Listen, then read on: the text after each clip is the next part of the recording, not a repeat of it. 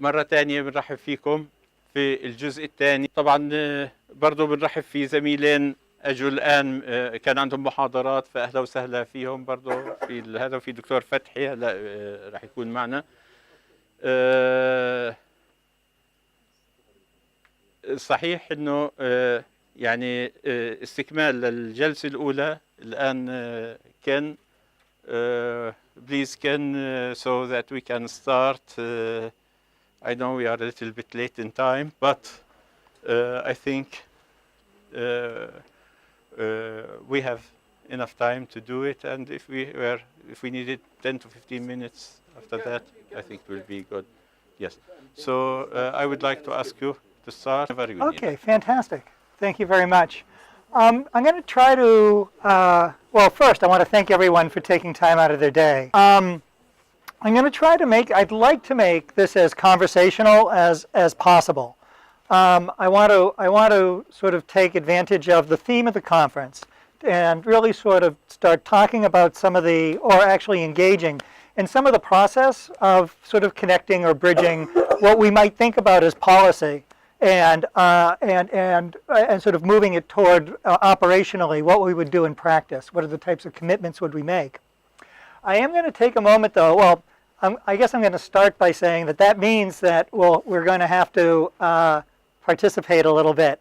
So I know that a lot of people in here like to talk, and I know that like the smartest people I know really enjoy talking but won't admit it until they have the opportunity, and then it just happens. So hopefully we can make this as compelling a sort of experience as possible and sort of draw out some conversation. And it'd be wonderful if we get cross conversation as well, because y'all, all of you know best the circumstances under which your universities operate and what it's like to be teaching and administering in your universities or governing in ministries or other types of organizations. I am going to take just a moment just to, because I'm an enormous advocate of free expression. And I think that that's one of the things that has drawn me, like Asha, to sort of the openness agenda. As I had mentioned yesterday during my presentation, you'll notice that there's some marks on here, and Asha identified them a little bit earlier. This stack, these slides are licensed under a Creative Commons attribution license, which means that you can grab it and take do whatever you want to it, basically. This little symbol here is sort of a seal of approval for free cultural works. So basically, most of the licenses that Asha covered that were Creative Commons licenses, the author retained a lot of their rights. So for instance, if you license your work through a Creative Commons license, which is an open license or open licensing scheme, if you say that you can't create derivative works, it doesn't qualify as an open cultural license, because it's not allowing culture to grow from the work, that it's not allowing people to manipulate. So there's certain licenses that allow for this and others that don't. I am going to just take a moment as well, because I noticed that some people were accessing the Creative Commons site. So I do want to just take a moment and mention that not Explorer, we'll go to Chrome. I just wanted to mention that if you go to the site and then you go to select a license, this is the first place that you come to. And if in fact, does anyone here have a blog? Does anyone publish? Okay, we've got one blogger. Anyone else? We've got a few. Excellent. It's the impulse to express oneself. And it's what makes us people. It just makes us human. Expressing things, exchanging ideas. And one of the things that I wanted to mention is that when you go to that Creative Commons site, you'll come to this. And on my browser, it looks a little different. Is that basically you're asked to fill in. So if you're going to publish something on the web, you'll be asked for this information. And some of these, and you can read the boxes. I know what they are sort of from having used it. But basically, this allows you, it will generate a little bit of HTML that will make it easier for search engines to find your content if people are looking for open content. It allows you to refer to the work that you've built on if you've built on somebody else's. So it does that attribution thing for you. And what it will end up doing, I've got to see, is that when you put the, this happens to be someplace that I publish sometimes. I always do this. What it will do is generate a nice little tag at the bottom. It gives you the license that you've selected. You're the author. It will direct you to the author's work. It's a Creative Commons license that will tell you what type of license it is. And it also provides information about the title and so on and so forth. So it's it's incredibly easy to do. So if you publish publicly, or if you want to publish publicly, and you want to make certain that your material that you're going to get not credit for, but you want to be publishing openly as well, it's very, very easy. So I just wanted to kind of throw that in because I noticed that folks were looking at it, and if you hadn't been at the site before, it can be a little confusing. Am I going too fast, or am I going at about the right speed?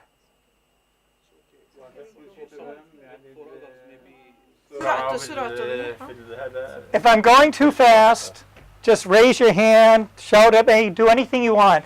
I taught for 4 years in the Slovak Republic in Bratislava.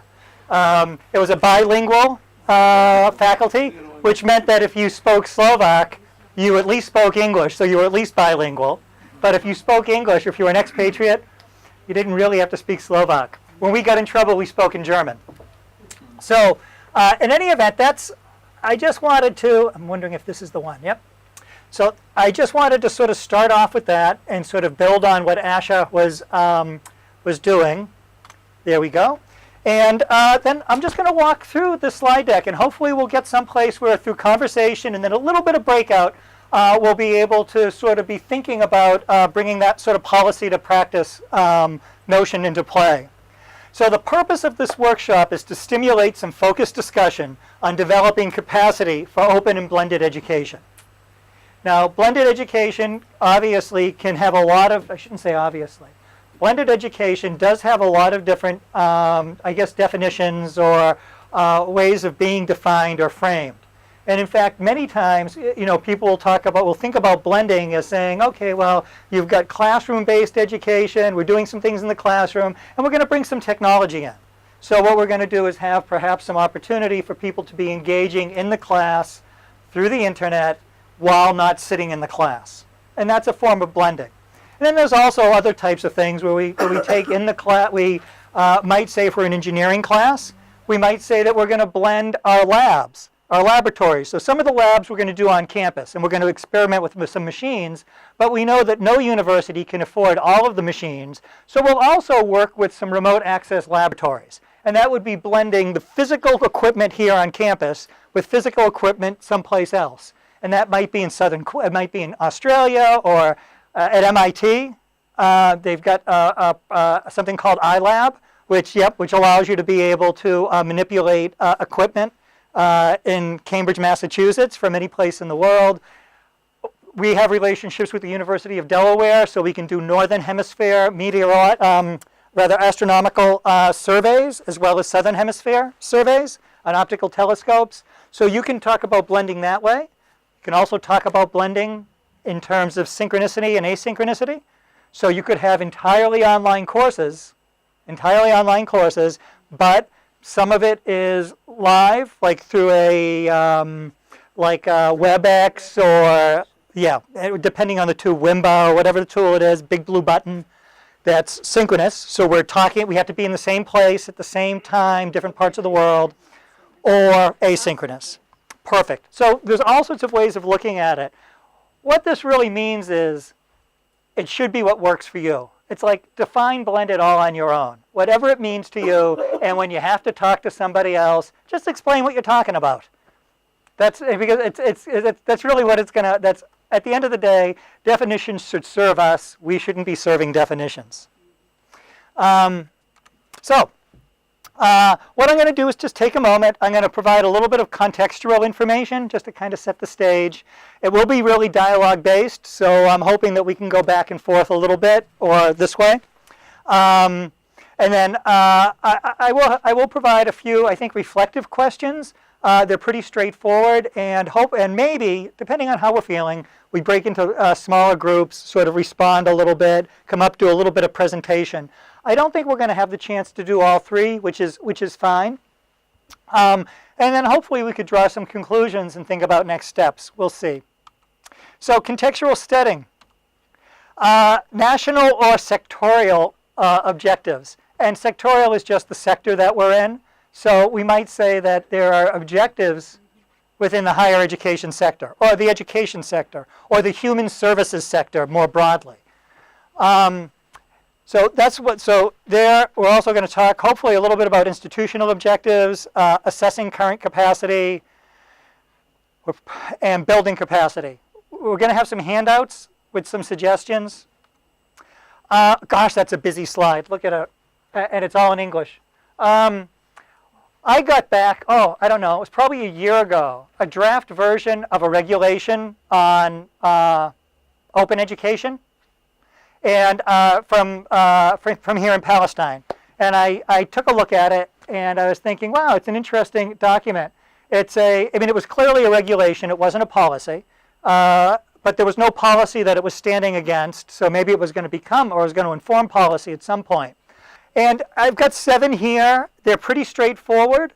I don't know if I want to read them, but you know, I'll go through them a bit, and maybe we can discuss them as we go through a little. One of them was to provide opportunities for the largest possible number of Palestinians to study.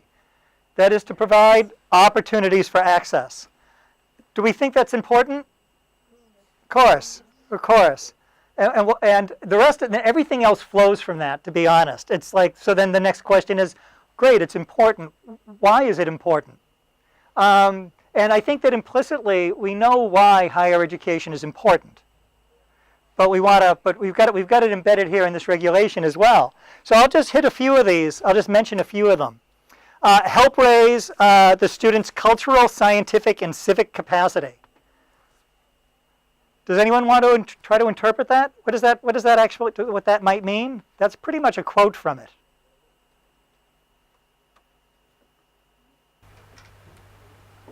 Well, I want for you to explain more about step 1 or step 2. You need to, for example, provide opportunities for the largest possible number of Palestinians to study. The accessibility is very much difficult for us because of occupations, right? In occupation, by the way, we can't reach everything we need as people all over the world because we are under regulations of Israel. But next step, I didn't understand it from you. Oh, this next one here? Yes, pardon me. And this was really just perfect. That's just fine, because I do think it's a little bit confusing. Help raise the students' cultural, scientific, and civic capacity. Yep. I guess it's work more on ethics. Uh-huh. Yeah. It's ethics. It's work on ethics, on awareness. How? It's not just for the knowledge. Knowledge have to be in context. It have to be tied to cultural values, to civic values. So that's it. Excellent, excellent. And I do think that's kind of how I would interpret it as well. We're not talking necessarily about disciplinary knowledge. That is, we hope that when an engineer graduates from your university, that they're going to be a competent engineer. They're going to be a good engineer. And it's the same thing if you're an Arabic major or a Renaissance studies major or whatever the case may be. Maybe a simpler example. You need, in some case, students in university they need to have skills, to communicate with teachers, with instructors. So it's all the transversal skills that need to be added to the knowledge. And it's to promote. It's really, in some ways, what you can read in here is you're promoting quality of life. The idea that we participate in a civic society, that we can make change through democratic processes. So this is what at least through this regulation, it seemed as if that was a national goal. Actually, maybe one example of that, one simple example that we were talking about with Asha and you a few minutes ago. That is the copyright issue. Mm-hmm. This is not something about the knowledge of the itself, but it's about something new that you have to know about, the patent for documentation or whatever, something that not related to the basic knowledge area. I think overall we should believe that something that's my personality is mine, but my method is up to you. So if you permit me to be creative, I will be. Next time you will find and discover things that I have, but give me the permission before that. For example, if I see that my lecture is very nice outside, can I? No, I can't, of course, because someone will say English one lecture outside. What does it work? What does it? Yeah, we have so many regulations, so much limitations to limit our creativity here. And and I think that it's a when I say a wonderful challenge, I mean you're identifying, and what you're doing is you're articulating, you're speaking to something that you see as making it an environment that makes it very challenging, perhaps, to be a creative teacher or learner or citizen, for that matter. And that's a struggle everywhere too. It's a struggle, and there are different contexts to those struggles. I mean, there are different political regimes and there are different governments and different attitudes and so on. I do want to take, and I unfortunately we can't take a ton of time on all of this, but I do want to draw our attention to number 4 as well, right here. Develop institutional capacity to continuously improve the quality of teaching and learning processes and educational outcomes for learners. That seems to be a really reasonable objective. So where I'm kind of going with this is that if you it's not even deconstructing. If you tease out some of the points that were in this regulation, you're getting some. I'm sorry for the size of this. I can see people are squinting. If I'm sitting back there, I'm squinting too. Where I was going to go with this, or where I want to go with this, is that basically it is a regulation that's saying, look, we need to create access, and we need to balance it with quality. And that can be a real challenge, right? When we were talking, I think, just a few minutes ago at the end of Ash's presentation, we were talking about education being a basic right, and it's interesting. That's an interesting statement.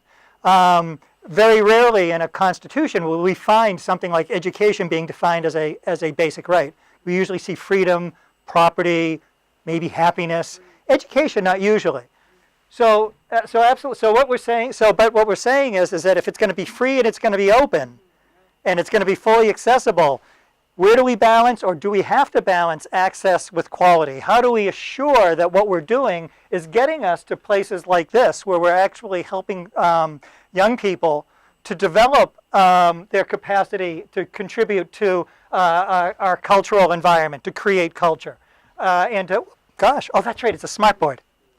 Yeah, okay. Let's go back, and so on. So where I'm kind of going with it is that they are saying that it has to be balanced, that there's access, there's quality. What do we mean by quality? Engaging in the whole person, not just the disciplinary person. And it's also an equity thing. We can see in point number 8, provide a variety of educational resources and help to reduce disparity among students. We could say that relates to open educational resources and openness very generally. So where I'm kind of going with it is if on a national level, your ministers and your government is saying, this is important to us. We recognize that as a nation, as a society, that higher education has a role in developing what we want to become. Then, as institutional leaders, as teachers, as anyone in the academic community, it's incumbent upon us to sort of insist that we do it, that we work toward it.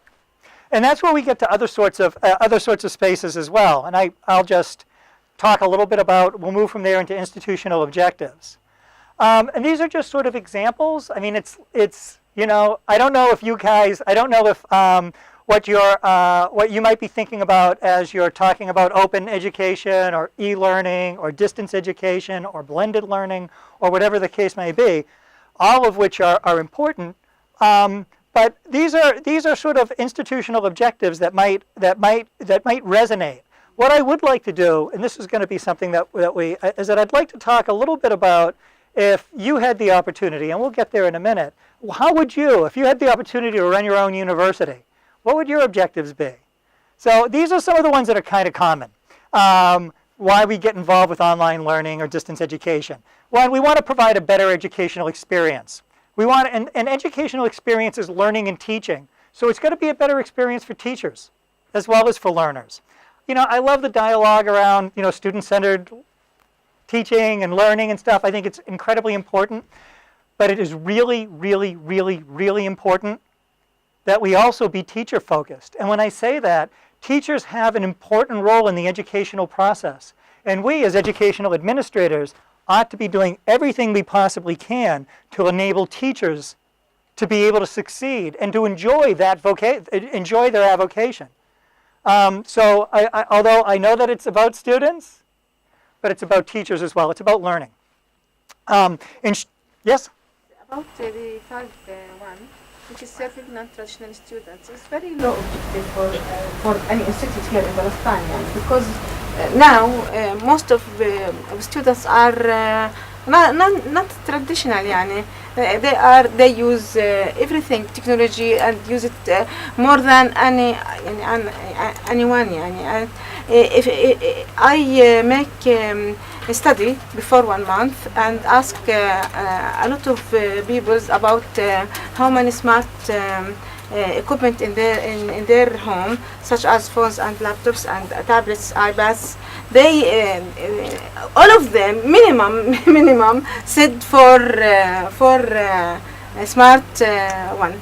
Then if I want to modify this the 5 objectives for institutional, maybe serving students who produce knowledge using the resources, to produce knowledge. Maybe this is before 10 years, not now. Well, and I think it's an interesting thing, because higher education is always tends to respond or react to societal needs. So, for instance, you're absolutely right. Our traditional learners for maybe 5-10 years ago weren't learning on smart devices, and they weren't needing mobile technology. Not only technology. I mean everything. In everything they are now. They are not traditional. So when I look on this campus, I haven't seen 6,000 students, but I've noticed that most of them look like they're 17, 18, 19 years old. So, and I haven't seen any that are looking students, or very many that are 40, 50, 60 years old. Now, 40, 50, 60-year-olds are really, really important assets. They're very important resources in any culture, in any modern culture. Because we can't, because everyone needs to contribute to the civic well-being. Everyone needs to contribute to our society. So for some places, your non-traditional students may very well be older students, mature students, students that have been displaced because the economy is changing and the jobs that they once had no longer exist. So it's all very circumstantial. It depends on where you are. 10 years ago, a non-traditional student, a non-traditional university serving non-traditional students may have been very different. Okay.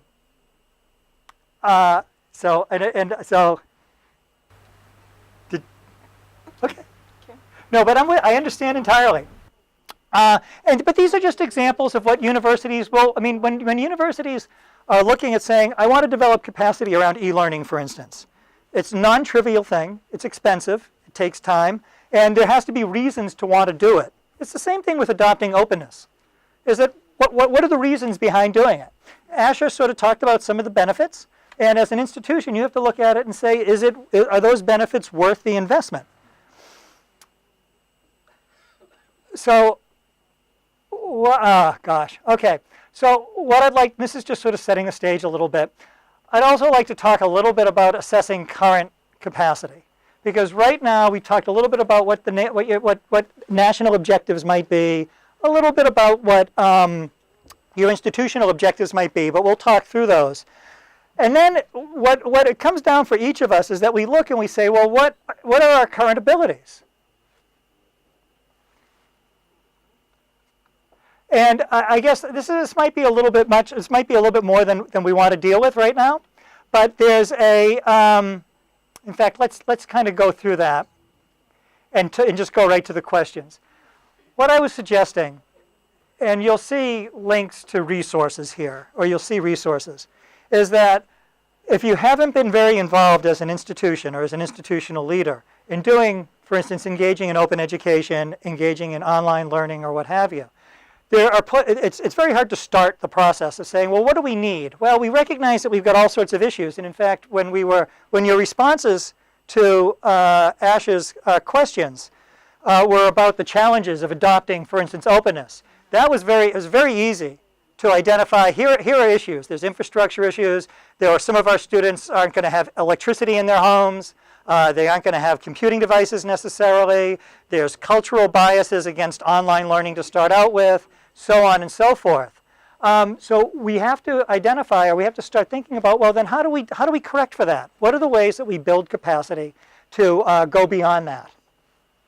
Let's go, and there are benchmarks and so on. There are ways of being able to do that. So let's just do some reflective discussion for questions around those first few issues. Every institution has a vision of some sort, which is normally communicated through policies. What are the principles that guide educational practice, learning and teaching at your university? Please outline the top 5 principles in your university's future policy. So if you had the chance in your university, whether you're a student or a teacher or an administrator or you're outside of the university, to develop basic principles about what would guide your university in terms of your educational practice, what would they be? What I'd like to do at this point is instead of doing this dialogue like this, because I think that it works better in smaller groups, if you could break up into, maybe it's the 4 groups you're sitting on, and think through, if you had the opportunity at your university to develop the principles under which it works for online learning or for blended learning, I would, we can just get those 5 together, come up and present what we would do at what our principles would be at our universities. لو سمحت بدنا نحاول نشتغل زي ما حكى طبعا خلال 10 دقائق نطلع في policies اللي هي الجامعة بدها تعتمدها مشان التعليم principles in your university structure policy مبادئ أساسية طبعا احنا مش رايحين نحط policy هون الآن ولكن إحدى يعني هي تكون مقدمة لبناء سياسة بشكل كامل.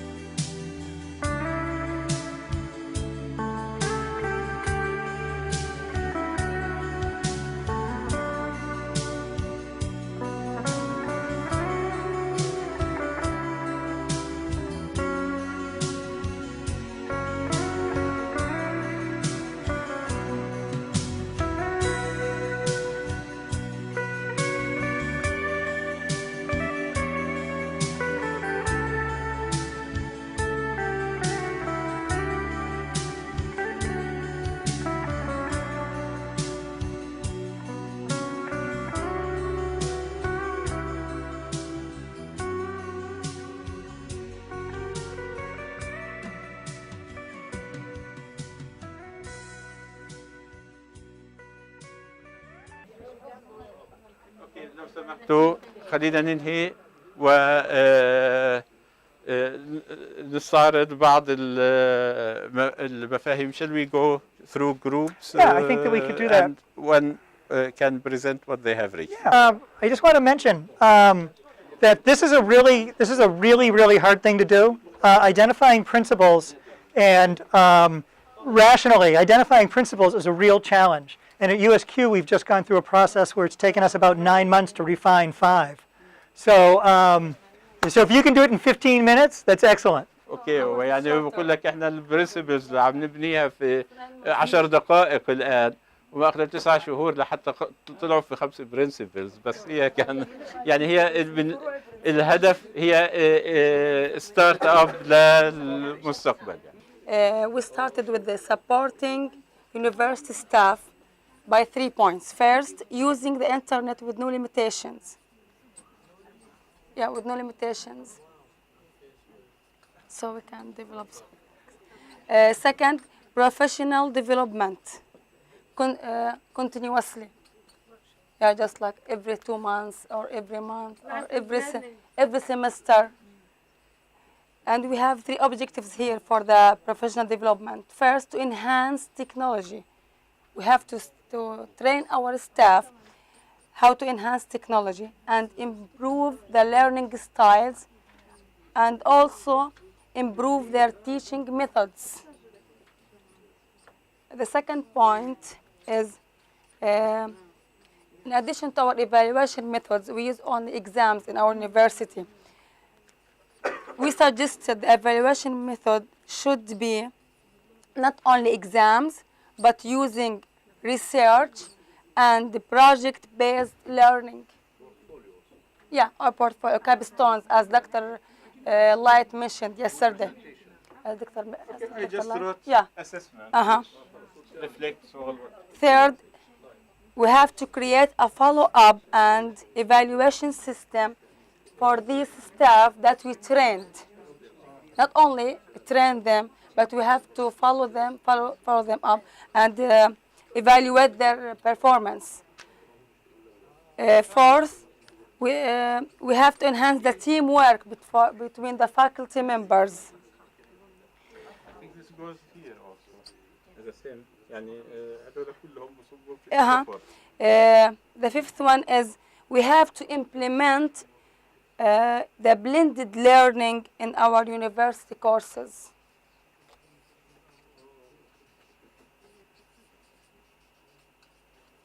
And that's all. This covers a lot of ground, and as we tease through these, we'll find some, I think, really important principles, the types of things that would really sort of guide your practice and where you make investments. And I want to just concentrate here on the last one for a moment.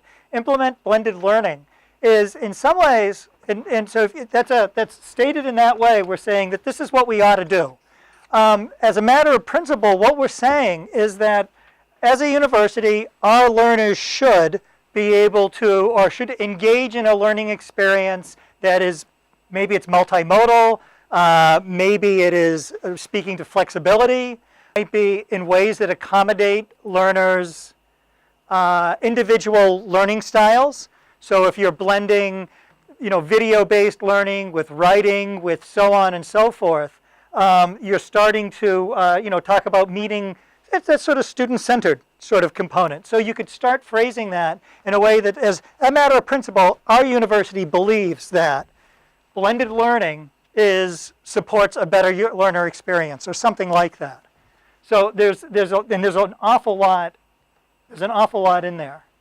At least we can say here the supports of stuff, and those all comes under this.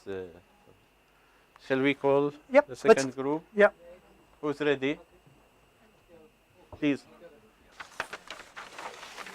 To our top 5 principles. First, encouraging integration of technology in education by giving incentives and credits to academic and administrative staff.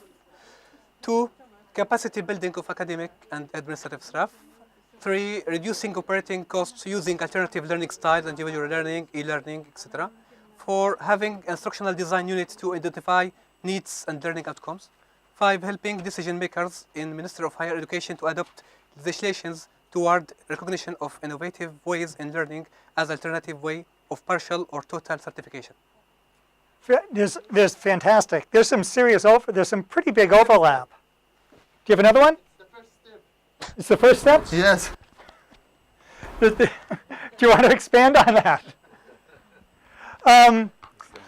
You know, and once again, we can be looking at these and sort of phrasing them, and there's a lot of like, yes, here are ways of being able to get to the principles that we believe in, and what we're saying here. You can see that I'm not very good with this. I don't spend a lot of time in front of smartboards. Encouraging integration of technology and education by giving incentives and credits to academics and administrative staff. You're combining these two things, which I think are really important principles in their own right. One is that we reward the types of practice that we believe are important at universities. We have ways of doing that. We have ways of doing that through tenure and through promotion and through recognition and through providing incentives in all sorts of ways. And then we are encouraging integration of technology in education. And this is kind of where we get two principles in the same way. So if we're encouraging integration, I think that might relate a little bit to the implementing blended learning as a matter of principle. Now, I've got to ask the group that put this together a little bit about why is it important to encourage integration of, why is it important to have integration of technology? It have to be a policy, a general policy in the university, to adopt, not just to buy material, but to train the staff, and design the tools and design the learning. It's a whole process that have to be implemented in the institution. Okay. Syllabus, all courses syllabus. First step. Yeah, the first step is to. Yes, develop the courses syllabus. Exactly objectives, courses objectives. And another important thing is working with students. Yep. It's part of the process. So and what this sounds like to me is that we'd sort of have a principle here as well that sits underneath it about we wanting our learners' experience to be supported through technology for a number of reasons. I would tease out that, but that stands really well. I'm intrigued by the whole thing. First step being the syllabus, as well. I mean, we may very well say that, the way. How would you articulate that? What sort of principle? What would be the reason for saying we start with the syllabus? It's different to say identify or applied. It's different from knowledge to applied. Okay. Yes. In syllabus. Okay. Yes. Yes. Yeah. I think you would say the first step should be uploading the textbook on e-learning or on the internet, or they bring their tablets. Tablets. Yes, and the syllabus is there uploaded. Because they are in touch with the technology. They use mobiles, they use the internet. So it would be much more preferable than just using the printed textbook. Okay. As the first step, of course. Okay. What you're starting, and I know As that we'll they go. do in Turkey. Yeah. Well, They use iPads. They don't need any bag which is full of books that students feel a backache, Yep. And we don't want students with backaches. No question about it. We don't have legislation about e-learning, about innovative ways of learning. Yes. Once when I was in France, I contacted them to know if there is any legislation towards e-learning or regarding e-learning. They said no, we don't have any regulations or any legislation. No law. Okay. So we cannot talk about certification if we don't have legislation. It's that gets into this whole discussion that I know we can't get into around accreditation and authorization and who can give credits and award degrees and where does that all come from and how does that stack into some sort of idea about online learning or e-learning or blended learning or whatever the case may be. And it may also sort of start addressing some of those issues around the culturally poor image of, I don't know exactly how it was phrased, but sort of the feeling that online learning or e-learning will be of lesser quality. You were going to? I want to add about the first one that it's very important. Why? Because it is aligned with the 21st century scale, and it is aligned with the desired result in the syllabus, and with the methodology of the syllabus, and with the performance assessment and assessment process in the syllabus. Then that's why it is very important to integrate technology with all disciplinary. not only in technology or in technology education, also with the science, with math, with everything. You have to integrate it. This encourages students also to produce knowledge, not only to consume knowledge. This encourages students to build their applications, which is very suitable to their context, to their needs. Usage of of technology greatly. تعظيم الفائدة من استخدام التكنولوجيا. Use it greatly. So what that starts, because there's all sorts of reasons, and you've articulated a whole lot of reasons and how they're connected. You might articulate this as a matter of principle for the university to be able to say, okay, this is what we need to action it, by saying that as a university, we are committed to having all of the content, and that could be syllabi, textbooks, or what have you, be online first, digital first, mobile, open, something like that. The idea that if we are going to make something non-digital or non-open or non-mobile, we have to justify why. That is, there has to be a compelling reason why you wouldn't use a free, open access textbook. And there might be good reasons for it, but you don't start with the idea that it needs to be closed. You don't start with the idea that the syllabus should be hidden from the student until, so you start with the open sort of thing. So as a matter of principle, we want, that's how we could tease that principle. And we get to some of these things about saying, well, if we're going to do that, then we are going to be we are going to want to be technologically enabled. And then we also say that, yeah, we need incentives, because it won't happen all on its own at first. So this is excellent. I think that we could pull out a lot of principles from this. One more? Wait a second, I'm sorry. Were you going to say something? About the blended learning. Uh-huh.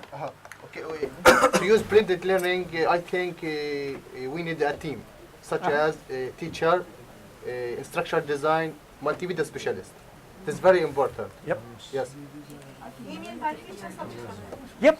Yep. No, I understand entirely. And in fact, that's yep. Yeah. Because you don't necessarily expect your mechanical engineering professor to be able to create very good graphics that communicate the information that they would normally have done through a lecture, through spoken language, or by writing it up on the board.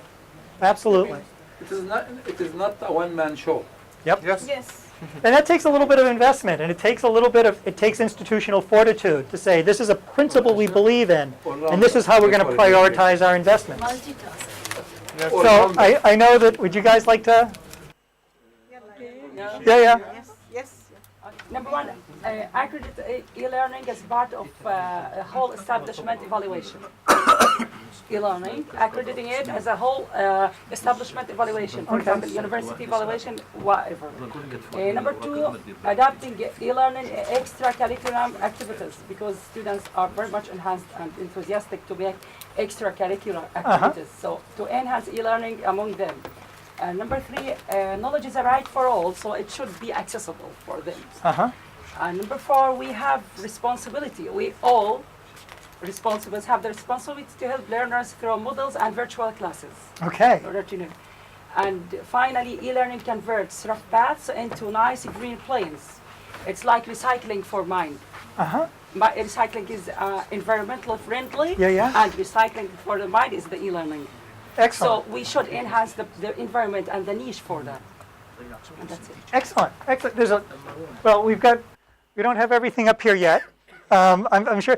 I was I was fascinated by this, and I think that these were. I mean, I don't know which ones you didn't disagree I have with. 12, but I skipped some. Okay.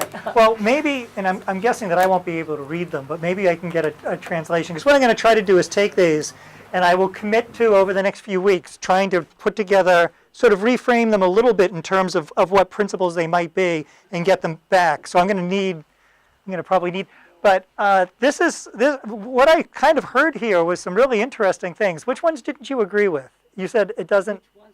I have negative attitudes towards computers, technology as a whole. But sometimes I need it. It's obligatory, by the way.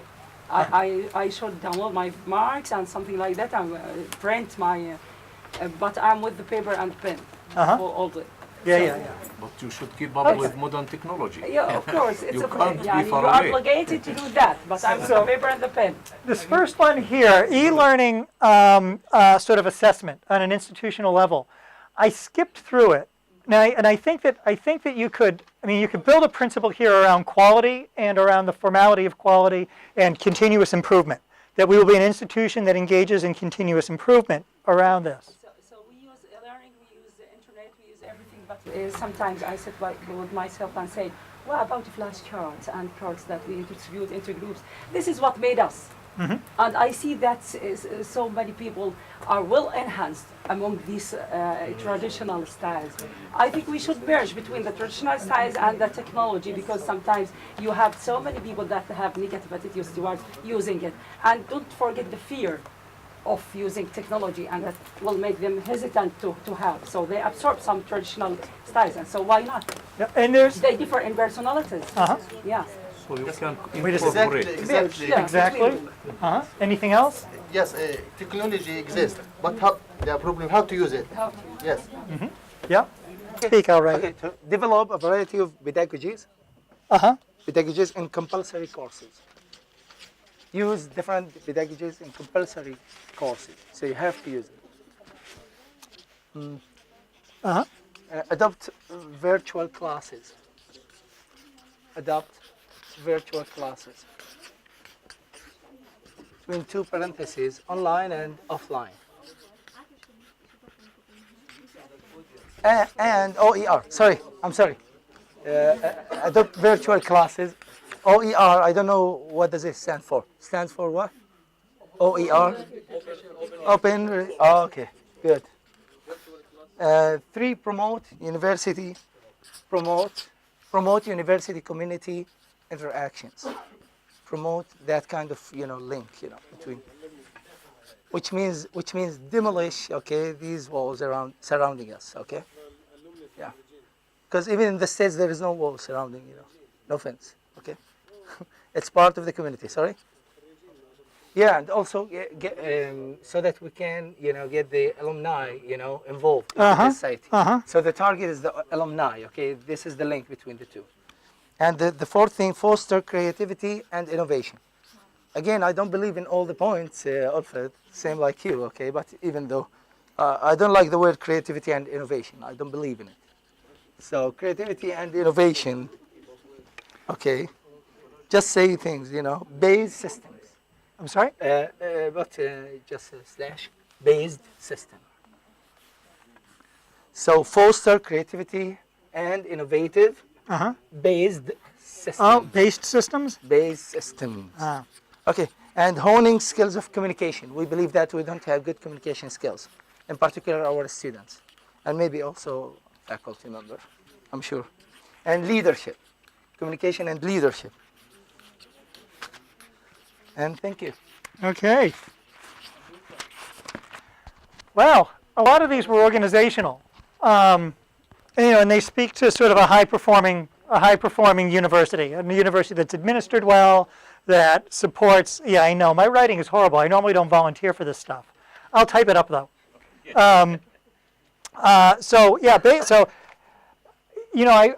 Some of these things really do connect, and I want to go back very briefly to the point on this group's here about sort of an institutional assessment certification of e-learning. And part of that would be definitions and so on, like the idea of, well, what do we mean by online learning, and how do we know what we're doing, and how do we assess what we're doing, and how do we continuously improve.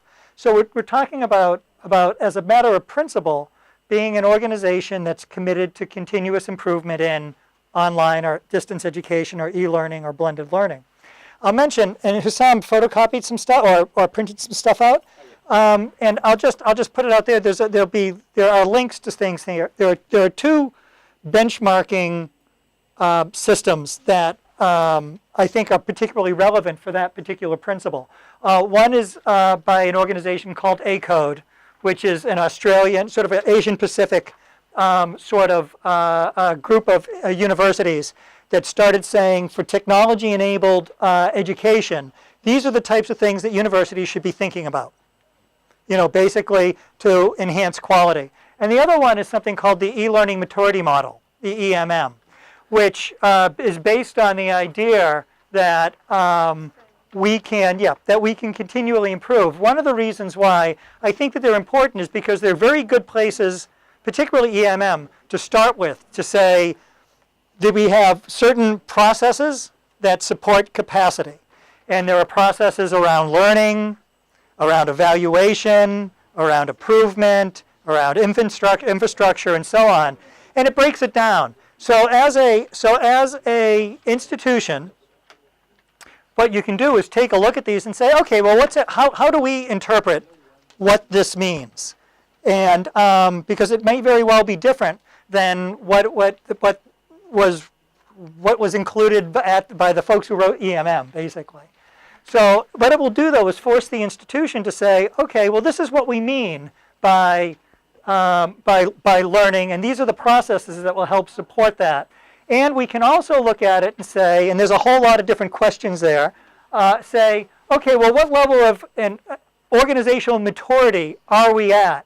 So, for instance, if we say we should have syllabi, or our syllabus should include course objectives, and these are the things that it should have: course objectives, descriptions of activities. We can say these things. Yes. Yep.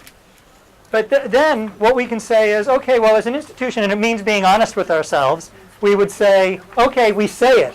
We know that we should do it. Is there evidence that we are doing it? And that's sort of thank you. Sort of a maturity model. What it does is it allows an organization to start engaging in self-assessment in a rigorous way over a period of time. It is very suitable for us. It is no time to start from the beginning. We have to build on what others reach. Not from old ways and old thinking of e-learning. No, always now we have to start. Not to start. We are already started before 7-8 years. Start this. But now, if we want to build something now, we have to build where others reach. And this is encourage OER. This is encourage OER when we build where others reach. And remember, OER is important. OER is just a small part of the larger openness agenda. It can't be about content either. And it can't. Just like it can't be about technology, it can't be about content. So OER enables some things, just like technology enables some things. All of us, no matter how good we are at institutions, at a university, there's always someone who's better. There's always someone we can learn from. So I think you're absolutely right. But what we have to understand as well, and I'm not saying that we've got to, is that there's fundamental capacity that these great institutions, and when we look and say, oh, that's great practice, it's because usually that institution has spent years building the capacity to do it well and do it reliably. Just to skip to something else is not, it's something that we should all aspire to do, to leapfrog and to be as innovative as possible. But there are basic capacities when we say we want to be able to deliver a program of high quality. What we're usually saying is that we want to be able to provide educational experiences reliably. That is, so it's not just one teacher being a superstar and doing incredible work, or one department. So there is this sort of iterative, and some of it is not very, very interesting.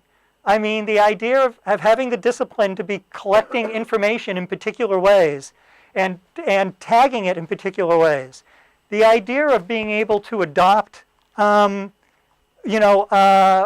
progressive, sort of standards around library services. I mean, that doesn't sound very interesting, but it's something that is a pretty basic function of a university.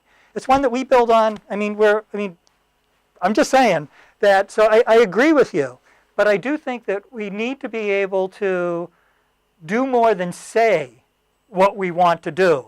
We actually need to have the capacity to be able to do it reliably, which means that we have to measure it to a certain degree.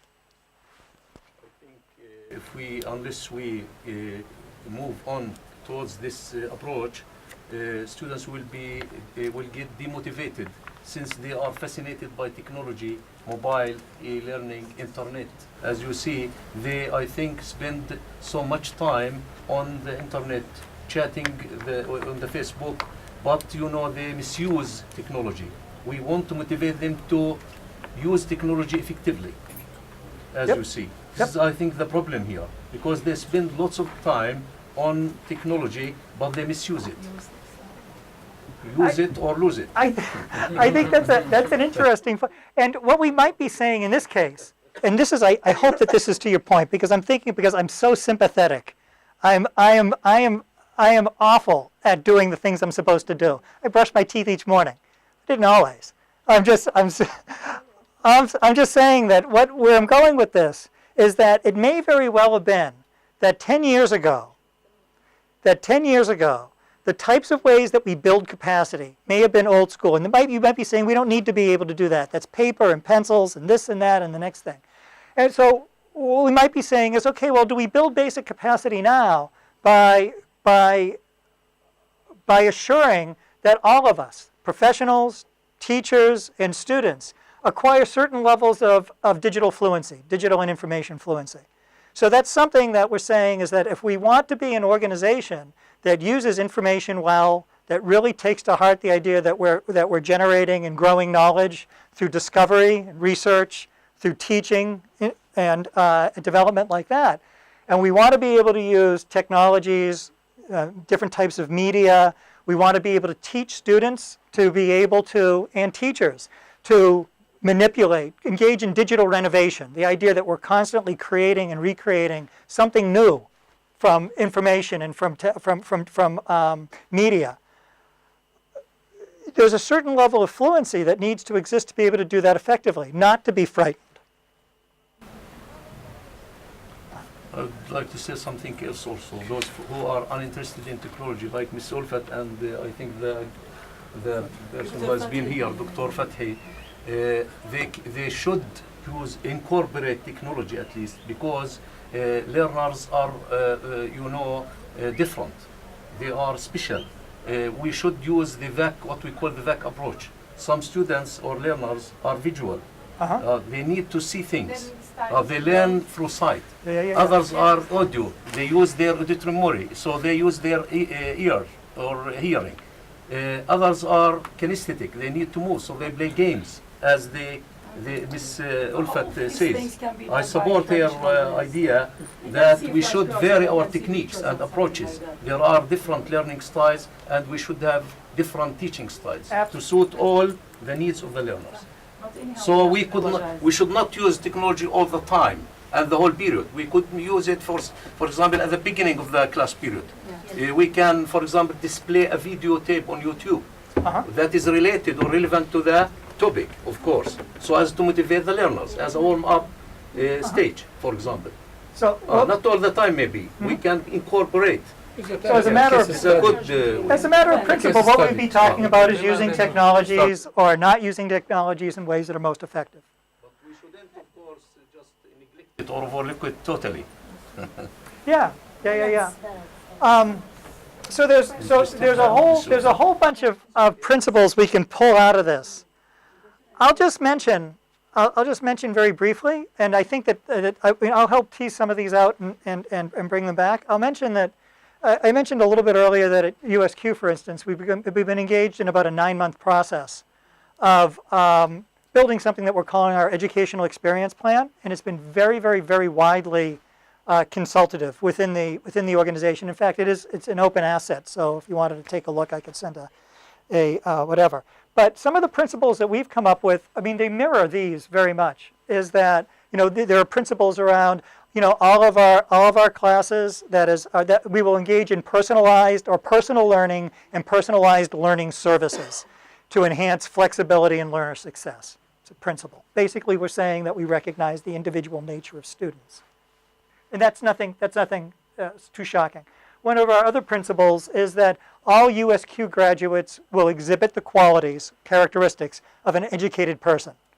So there are certain things that people expect when they're working with someone or they meet someone who's university educated, that they think differently than they did when they started, and that we understand what those qualities are. Another one was that all of our courses and all of our educational experiences will bridge theory with practice. And it's the nature of the university we are. I mean, we're a regional university that has a history in agriculture and engineering. It's a very practical employee sort of employment, but we want to balance that with those qualities of an educated person. So those are the sort of principles. And actually we generated 5 by accident. And I just happened to. So those are the nature. And I think that these are I think that when we look at all of the points that were raised here, you could pull things out and say that as a matter of principle, we think our university should be approaching e-learning as a matter of principle in these ways. These are our commitments. We don't have a whole lot of time, and in fact, we'll close down early. Well, we'll close down on time. The next stage was really going to be sort of drilling down a little bit farther and saying, okay, these are our principles. We've got 5 principles or 10 principles or 2 principles or 1 or whatever. And then based on those principles, what are the objectives of our university? That is, why would we believe in these principles, and what are the objectives? We want to, for instance, it might be at a place like USQ, one of our objectives might be that we want to ensure that every single one of our learners who graduates from USQ is ready for meaningful employment in their chosen field. That might be one of our objectives. And then that would guide what we actually do beyond that. So in order to ensure that, or to make it more likely, these are the things we do, and this is how we'd use technology, and this is what e-learning would do for us, and so on and so forth. And we would have probably a half dozen or a dozen objectives as well that we drill right down into practice. And in this way, when we have to, as administrators or as teachers, make hard decisions about where we're going to invest our time, where we're going to invest our resources, what grants we're going to write, what we're going to ask for, what we're going to do with it, we can make those decisions in ways that promote our objectives and our principles, the policies we create for each other. I think also technology has become a must. It has become one of the requirements for a job. If you want to apply for a job, this is one of the requirements. Unless you have such requirement, we won't be admitted to that job. I mean, technology has become a very important, and I do think this got brought up. I know it got brought up once or twice yesterday, and it gets brought up quite a bit. We do talk a lot about technology in education, whether we're talking about e-learning or not. We talk about technology, whether it's about learning analytics and how we apply them in adaptive learning environments and all of those sorts of things. Yeah, I mean, so folks will sometimes get really aggravated, and I can understand it. It's like, it's not about the technology, it's about the learning, it's about the student, and it absolutely is. But it's very hard now, as you've just pointed out, to talk about learning without talking about technology. It's very, very hard. And it's very, very hard to talk about gainful employment without talking about both the ability to continuously learn and the ability to continually learn how to use technologies to your advantage. Yeah, I don't think that we have to worry about, I think that we have to talk about it and accept it altogether. Technical Society want from BTUK University, as an example, students. What is the society want? Because if I want this student to deliver his services to his society using technology, then I want to concentrate on that. If they don't want him it is not necessary. Why? Because if I give him everything about using technology and develop his capacity early in this side, and he come now to the society don't use this approach, don't use these things, then he will feel shocked. The student, Yep. the graduated student will be shocked, and that's why a lot of them go to outside Palestine in order to achieve the chance for for the usage of technology. مش صح يا شباب النجاح مش بهرب على امريكا وهون brain drain. ليش؟ لانهم مش Opportunity. There is no opportunity for them. Yes, You know, the main thing. لازم نطلع على University education, higher education, what? Give them the knowledge to know how to live outside of their houses. This is the main thing. You should give him that's how to live, how to earn, how to produce, how to, yeah, this is necessary because house it is only they taking care of their parents, they'll take care of them, but outside, you know, he should know how to live. Give him education, the education, technology, anything, then let him go to the market and he can manage himself. Even it is in local or international. Uh-huh. Yes. Yeah. Okay. Pardon me, I have another extra point of view. For us in Palestine, as I see, that we have creative persons and developing technology and inventing also technology, and they travel abroad and as my main prayer, we have. But what, frankly speaking, is required and needed with weakness points here in Palestine is English knowledge technology. So to my experience, I worked with EFE, Education for Employment. The main obstacle that all our students met is not technology and also is not e-learning, not computer. They are talented in that, Yep. but it is English. So when we blame the company for its promise for us to have employment for this such student, creative students, we are so sorry. We have a very weak language, English, by the way, because it's international spoken. So if we put ourselves inside the reality, it's English. Also, it's an obstacle for technology. Don't forget that, because the computer is English, the first language of everything of marketing is English, financing is English. So we also yearn to have some people to foster one learning and varying techniques of teaching English here. So if we see the market needs English. And just very briefly, I know that Can I just reflect on that? Actually, is how to use the technology interactively. The main idea to use the technology for enhancing teaching and learning English. Yeah, for So communication. we use smart boards, we use whatever, but to use it interactively for students to enhance their learning and teaching. This is what's behind. To give them the resources so that they can get it easily from any resource. This is what's behind it. And again, it's not our aim to learn e-learning and to learn technology, to learn about that, but to use it effectively in our learning and teaching process. This is e-learning. That's what I understand it. You can use many techniques. Video, let's say we are recording a video and doing that from YouTube. But there are other ideas. You can record a video and then make groups of students. They can reflect on that video. They can give ideas. They can give creative ideas. So that's what I want to say. so what you're starting. That's the main point, application, not just talking about technology, using technology.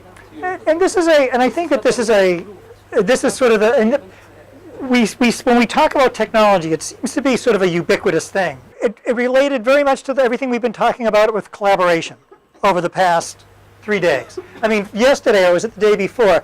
Yesterday, principally, collaboration kept on coming up as being a very important thing that employers want, that we know are part of social learning, and so on and so forth. So when we start asking our question, if as a matter of principle we're saying we want all of our learners to be able to have experience with collaborative and social learning. That is, to be able to learn in teams, to be able to communicate. And what that means is that they have to be able to communicate. We recognize that a lot of our communication now is electronic. Not all of it, certainly, but a lot of it. And it's very, very hard not to go through a project or deliver a service without using some sort of technology. Getting a receipt through email, or to be referred to a website for information. Or our problem solving is deeply embedded in that. So what we're seeing is that as a university, if we've crafted the principles, the things that we really believe in very well, what we'll end up finding out is that by doing something under one principle, we're actually meeting the objectives of a lot of others. There should be some real consistency.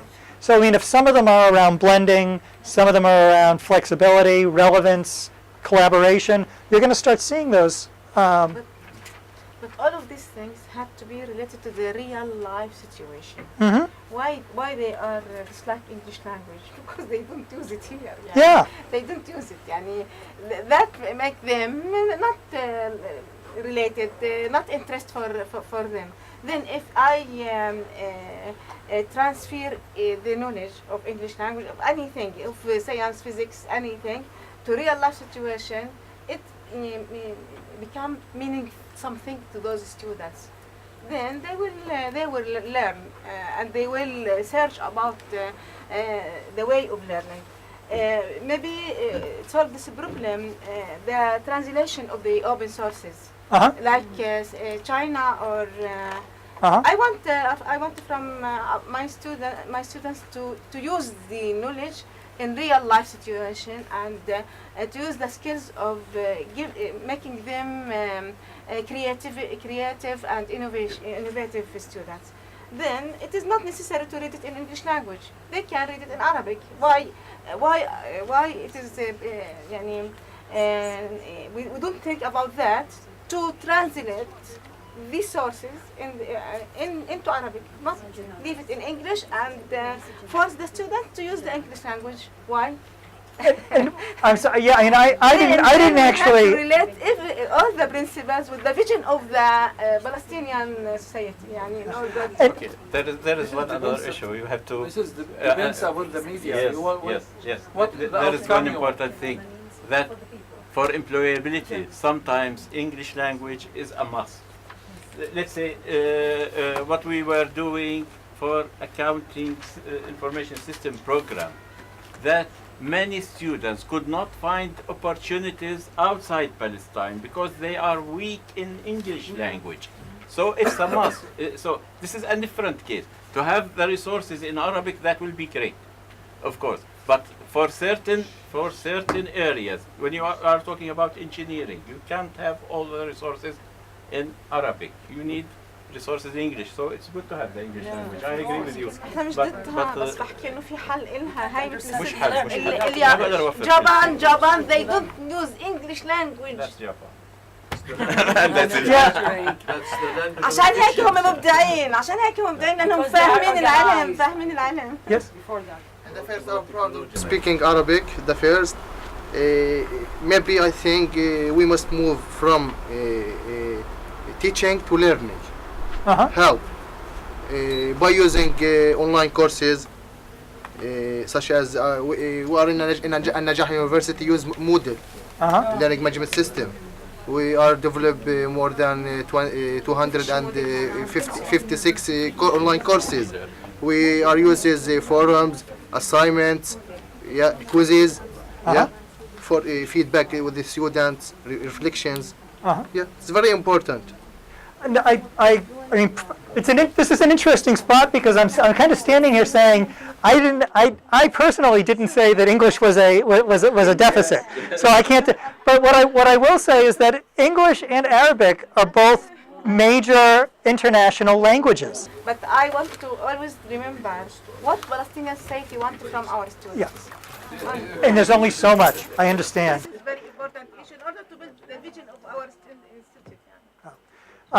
So I guess that I'll just wrap up right now. I do want to mention that that and you know, and I'm not pandering or anything like that. I want to say this quite sincerely, is that societies that get really, and I'm going to point it to my own, and I haven't lived in the United States for a while now, but when societies get really sort of comfortable, they get caught out really, really easily. And you know, right now in the U.S., and this goes back to the language thing, we're a monolingual country. We actually don't have a national language, but our default national language is English. Right now, within the next 10 years, there will be more Spanish first speakers living in the United States than there'll be English first speakers. And very quickly, it's going to become just this situation that to work in California right through Texas, you won't be employable unless you can speak Spanish as well as English. And we're not preparing for it at all, even in our own country. So where I'm kind of poking at is that these discussions and the idea that, you know, would at your home university, at this university, if you were to say, this is one of the things that we're just committed to. We think that it's important that that every student has 2 world languages. Now, you might decide that it's English, you might decide that it's German, you might decide that it's Spanish and Arabic. Would that distinguish you from other universities? So when you graduate a professional, when you graduate an engineer, a teacher, a nurse, or whatever the case may be, that they will have some sort of special quality. They'll be at least bilingual, fluent in 2 languages, 2 international languages. Would that attract students to you, and would that provide you an advantage, your students an advantage when they go to workplaces, where it was just assumed that your student was going to be able, that's sort of a little bit of a strategy. So anyway, what I'll do is, if you wrote your stuff down, your list down for this, because I know that yours in particular didn't get taken down. All of them. I have 12 moreover. Good, You good. can choose. But I can't, so maybe I can get them interpreted or translated, and we could do this across here. Via email, you mean? Yeah, Or something like that? yeah. Okay. And what I'll do is I'll go back and I'll kind of tease through them a little bit and see if I can tease out some principles and send them back to, yeah. And I think we could make use of ER to translate, to get the resources, to adapt them to suit our learners. We could translate them into Arabic. That's the idea that we got. Right? The resources are accessible. We could make them accessible for all learners. Let's see, if every single learner were to translate open educational resources from English into Arabic, then they would be becoming quite fluent with technical language as well. So there you go. It's 2 birds with 1 stone. There is a platform nowadays in Jordan. They call it Idrak. Oh, yes. Yeah. This one is one of the most fantastic platform in the world. There you go. Yeah. There's now there is more than 100 topics there. Online. They're using Great, great. هم ماخدينها شو عاملينها هم ماخدينها من لا انت تقدر تشترك فيها اذا بدك تدرس مجانا وانت تصير تدرس. Okay. أنا بشارك فيها جديد. اذا بدك about هم ماخدينها من امريكا يدرسوا هم بعد الماكس we are in Najah University, National University, develop online courses. The first MOOC in Palestine. The first MOOC in Palestine. Yep. Yes, discover Palestine. I tweeted it. Yes, we can join. Yeah, Can join. Yes. yeah. That's a great offer. Yeah, yeah.